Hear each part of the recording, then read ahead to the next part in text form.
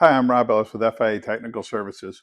We're actually here in our live fire training area in our Woburn office, and today we're going to be installing this temp switch on the front heat exchanger door of this KBX 400. Now, this is a retrofit kit that's available from Lochinvar that'll go on your KBXs and your AWHs. It's a fairly simple process. Your kit will come with two parts. One is this overtemp switch, and the other one's going to be this jumper with the pigtails on it. We're going to put the overtemp switch in first, right in this KBX. Now, if you do have one that's connected and wired up, make sure you shut the power off before you do this. And in this case, I have ours on our little hydraulic lift table so that I don't have to kneel down and do it. So all we're going to do is we're going to take this. There's already a pre-threaded hole right on the front of the heat exchanger door. Right there, right above the burner. And you just go right ahead and you thread that in.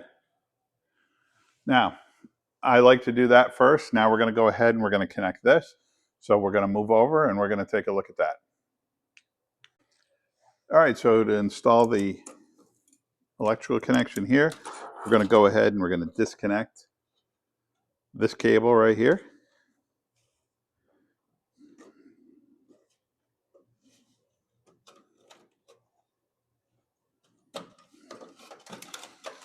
Go ahead, and what I have found easiest is to connect this end here first.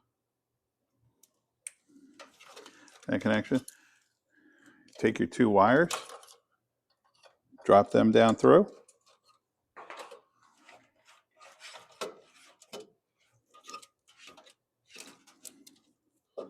And then we just go right ahead, push this one down into the hole as well,